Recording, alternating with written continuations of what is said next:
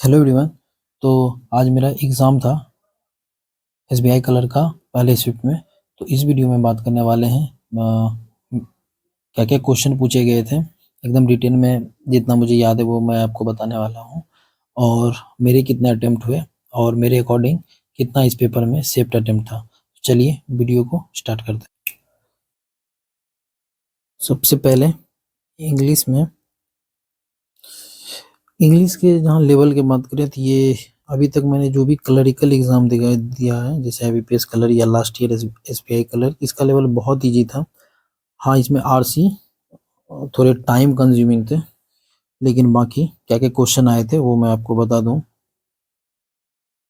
5 question word swap से थे, जिसमें CAB CBA करके ऑर्डर फिट करना था। और इसमें 2 क्वेश्चन आए हुए थे वर्ड यूजेस। उसमें वर्ड था, एक वर्ड था HOARD होड, और एक था अलाइट। इसमें बताना था, 3 सेंटेंस दिए हुए थे कि तीनों सेंटेंस में से कौन करेक्ट है यूज। और 9 क्वेश्चन आरसी से थे, जिसमें से 6 क्वेश्चन तो डायरेक्ट आरसी से थे। बाकी 3 क्वेश्चन जो था, उस क्वेश्चन में मैं आपको बता दूं। एक था वर्ड का मतलब था उसमें, वो वर्ड था एक के, जिसका मैंने सॉल्यूशन लगाया है। ठीक, अब ये बताइएगा आप कमेंट में आपने क्या किया है। और एक फिल इन द ब्लैंक था, उसमें मैंने थाउटफुल्ली अटेम्प्ट किया है। और एक वर्ड मुझे याद नहीं आ रहा, लेकिन उसका मैंने अटेम्प्ट किया था आंसर में URGRJs। तो ये रहा। और बता दूं और जल्दी से क्या क्या क्वेश्चन थे। 4 ईरर के क्वेश्चन आए हुए थे। चारों ईरर में से जहाँ तक मुझे याद है, एक व्हेन वाला ईरर था, एक में टू के पास, टू के बाद V3 लगा दिया था जो कि गलत है, V1 होना चाहिए। एक में हैज बीन के बाद भर वन का यूज किया था, शायद कंप्लीट था जो कंप्लीटेड होना था, तो ये गलत था। और एक मुझे याद नहीं आ पा रहा, तो ये रहा ईरर का।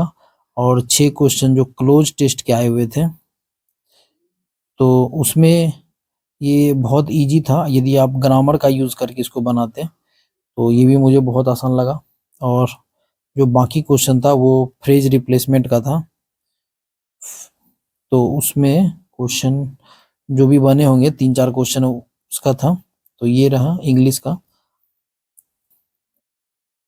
तो मैं कौन बताने से पहले एक बार अपना इंग्लिश में अटेम्प्ट बता दूं। मेरे इंग्लिश में 28 अटेम्प्ट हुए थे, और जो 2 क्वेश्चन मेरा अनअटेम्प्ट रहा वो आरसी का रहा। इंग्लिश ओवरऑल तो बहुत आसान था, लेकिन रीडिंग कॉम्प्रिहेंशन में जो उन्होंने क्वेश्चन दे रखे थे वो बार बार पैसेज पढ़ के निकालना पड़ रहा था, क्योंकि जो पैसेज सेट किया हुआ था दो दो पारा में था। जिसमें पहला पारा तो बिल्कुल आसान था, जिसमें सीमन कैरेक्टर के को दिमाग में रखते हुए ये बताया गया कि वो एक डिसिसिव लीडर नहीं है।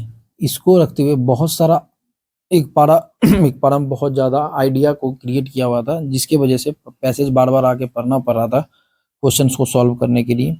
तो एक इंग्लिश पैसेज की वजह से थोड़ा मॉडरेट साइड में चला गया। बाकी ओवरऑल ग्रामर का क्वेश्चन बहुत सब आसान था। क्वांट की बात करें तो क्वांट में, हाँ, क्वांट एक तरह से मॉडरेट प्लस इसको बोल सकते हैं। क्यों मॉडरेट प्लस बोलें?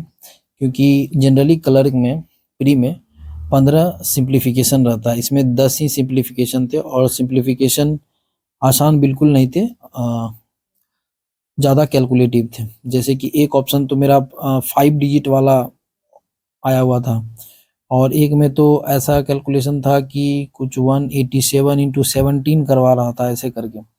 तो ये जनरली टाइम टेकिंग रहता है, इसीलिए ये बिल्कुल आसान नहीं थे। और इसमें सीरीज का क्वेश्चन तो एक भी नहीं था, और 2 डीआई के क्वेश्चन थे, जिसमें एक डीआई में 4 क्वेश्चन, एक में 5 या 4 क्वेश्चन ही थे दोनों में।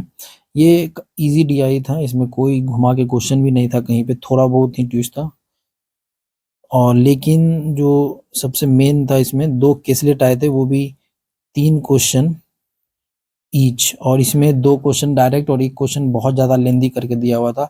मेरा एक डीआई आराम से बन गया था, लेकिन दूसरे डीआई में मेरा 2-3 मिनट वेस्ट हो गया, क्योंकि वहाँ पे एक लाइन समझ नहीं आ रहा था वहाँ पे, इसीलिए तो 2-3 मिनट वेस्ट हो गया। तो मेरे इसमें 5 क्वेश्चन हुए थे टोटल। केसलेट के 6 क्वेश्चन में मैंने 5 क्वेश्चन किया हुआ था, और इसके अलावा बाकी जो भी था 10 अरिथमेटिक के क्वेश्चन थे। 10 अरिथमेटिक में मैंने 2 ही बना पाया, एक टीएचडी का और एक मिक्सचर एलिगेशन का, और बाकी मैंने कुछ कुछ क्वेश्चन देखे तो ज़्यादा टफ क्वेश्चन भी नहीं थे, लेकिन हाँ इसमें 30 प्लस करना बहुत डिफिकल्ट था। 30 तक किया जा सकता था, लेकिन 30 प्लस जाना बहुत मुश्किल था। तो इसमें मेरे अटेम्प्ट 26 रहे हैं। बाकी जो 9 क्वेश्चन मेरे अनअटेम्प्ट रहे, एक क्वेश्चन मेरा ये केसलेट वाला अनअटेम्प्ट रहा, और बाकी क्वेश्चन अरिथमेटिक से। और रीजनिंग की बात करें, हाँ तो ये बहुत ज़्यादा इजी दे दिया था, क्योंकि इसमें जो भी क्वेश्चन थे, जैसे कि पजल, कोर्स पजल ही क्वेश्चन को पेपर को डिफिकल्ट बनाते हैं, लेकिन पजल में जो भी पजल आया हुआ था, एक पजल बता दूं 8% सर्कल वाला आया हुआ था इनसाइड, तो ये बहुत आसान था। एक भी क्लू फंसाने वाला नहीं था, और कहीं पे भी ऐसा कुछ क्वेश्चन में था नहीं जिससे फंसा जा सके। और एक क्वेश्चन, एक पजल आया हुआ था बॉक्स टाइप अरेंजमेंट, ये बॉक्स टाइप से सॉल्व होता, हालांकि वो सोल्ड था कुछ ऐसे, लेकिन वो बॉक्स टाइप से ही बनाने में बहुत आसान था। इसमें भी क्लू बहुत आसान थे, एक बार में ही सब कुछ बन जा रहा था, इसीलिए मैंने रीजनिंग को बहुत इजी कहा। मैं एक मंथ बेस्ड पजल आया हुआ था, सब में 5-5 क्वेश्चन ही थे। हाँ अनसर्टेन आया था एक, अनसर्टेन, तो इसमें 15 लोग का था, इसमें 4 क्वेश्चन थे, ये तीनों में 5 और इसमें 4 क्वेश्चन आए हुए थे। और इसके अलावा एक ऑर्डर रैंकिंग, जिसको कंपैरिजन वाला भी बोलते हैं, वो क्वेश्चन आया होता, तो इसमें ये 3 क्वेश्चन था, ये भी बहुत आसान, सब क्वेश्चन ही बहुत अनसर्टेन में कुछ ज्यादा क्लू तो दिए हुए थे, लेकिन वो भी डायरेक्ट था। एक 2 पॉसिबिलिटी बनाना स्टार्ट करते थे, दूसरा पॉसिबिलिटी भी तुरंत खत्म हो जा रहा था। तो ये रहा। और इवन इनइक्वालिटी में मात्र 4-5 लाइन देने के बाद बिल्कुल एक लाइन में था, कहीं पे कॉमा का यूज नहीं किया था। तो ये भी 4 क्वेश्चन था, और तुरंत बन जाने वाला था ये क्वेश्चन 10 सेकेंड के अंदर। और एक लाइन सीरीज करके था, जिसमें 2 क्वेश्चन का आंसर ये ओम ही आया हुआ था, तो लाइन सीरीज से क्वेश्चन थे 5। और इसके अलावा मैं बता दूं, और हाँ मिससेलनियस से 3-4 क्वेश्चन थे। मिससेलनियस में से एक क्वेश्चन था नंबर को असेंडिंग ऑर्डर में यूज करने के बाद कितने क्वेश्चन सेम ही पोजीशन पे, तो इसका आंसर 3 आया हुआ था। ठीक है, तो एक ये क्वेश्चन हो गया।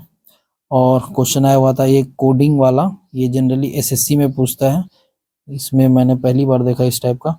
और एक पेयर फॉर्मेशन था, पेयर फॉर्मेशन में शायद मेरा आंसर 3 आया हुआ था। वर्ड मुझे याद है, वर्ड डॉटर था, मैं इधर लिख देता हूँ, एक डॉटर था पेयर फॉर्मेशन में। और एक वर्ड जो आया था मीनिंगफुल वाला,